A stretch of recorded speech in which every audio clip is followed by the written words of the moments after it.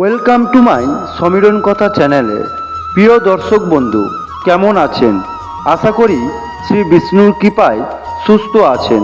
যদি আপনি ধার্মিক হন এবং চ্যানেলে নতুন হন তাহলে সাবস্ক্রাইব করে পাশে থাকার অনুরোধ করছি। শুরু করছি আজকের পর্ব, একাদশীতে ভাত খাওয়া কেন নিষিদ্ধ। আপনি কি জানেন একাদশীতে ভাত খাওয়া কেন নিষিদ্ধ? ভুল করতে না চাইলে জেনে নিন কারণ। একাদশী হিন্দুদের পূজার একটি বিশেষ দিন। এই দিনে হিন্দুরা উপবাস রেখে বিশেষভাবে ভগবান শ্রী বিষ্ণুকে সন্তুষ্ট করার জন্য পুজো করে থাকেন। এই দিনে উপবাস রাখলে মহাজাগতিক ও জন্ম জন্মান্তরে অনেক পাপ থেকে মুক্ত হওয়া যায়। এতে আমাদের অনেক পাপ মোচন হয়। একাদশীর উপবাস প্রতি মাসে 2 বার পালন করা হয়। বছরে 24টি একাদশী পালন করার রীতি আমাদের ধর্মীয় বিধানে আছে। হিন্দু ধর্মে প্রতিটি উৎসব এবং উপবাসের নিজস্ব পূর্ণ ফল রয়েছে।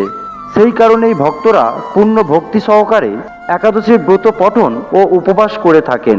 সনাতন ধর্মে প্রতিটি দিনকে এক বা অন্য ঈশ্বরকে উৎসর্গ করা হয়। ভক্তরা প্রতি মাসে 2 বার একাদশীর ব্রত পালন করে থাকেন। এই ব্রত ও উপবাস পালন করলে চিরস্থায়ী ফল পাওয়া যায় বলে বিশ্বাস করা হয়। একাদশীর দিন ভক্তরা ঘরে সুখ ও সমৃদ্ধি বজায় রাখতে উপবাস করে থাকেন। একাদশী কৃষ্ণপক্ষে একটি ও শুক্লপক্ষে একটি পালন করতে হয়।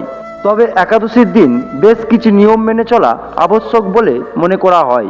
একাদশীর দিন শ্রী বিষ্ণু পুজোর জন্য উত্তম বলে বিবেচিত হয়।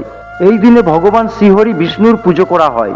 একাদশীর সবচেয়ে কঠিন নিয়ম হলো এদিন কোনো মতেই ভাত খাওয়া যাবে না, পুরোপুরি নিষিদ্ধ। একাদশীর দিন ভাত খেলে তা মাংস খাওয়ার সমান বলে বিবেচিত হয়। কিন্তু এই নিয়মের কারণ কি? একাদশীর দিন কেন ভাত খাওয়া থেকে বিরত থাকা উচিত তা জেনে নিন এখন।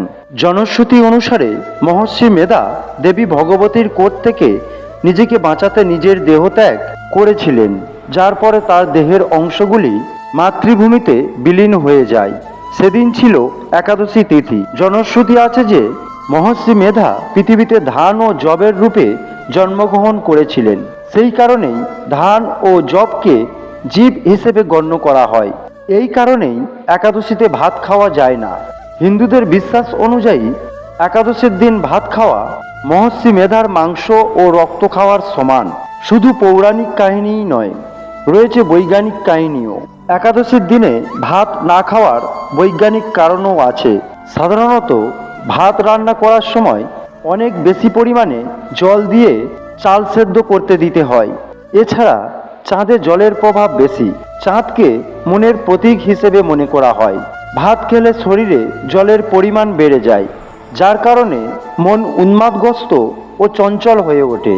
মনের চঞ্চলতার কারণে উপবাস পালনে অনেক বাধা আসতে পারে বলে একাদশীর দিন চালের তৈরি সব ধরনের খাবার এড়িয়ে চলা উচিত। এই কারণেই একাদশীর দিনে ভাত খাওয়া নিষিদ্ধ।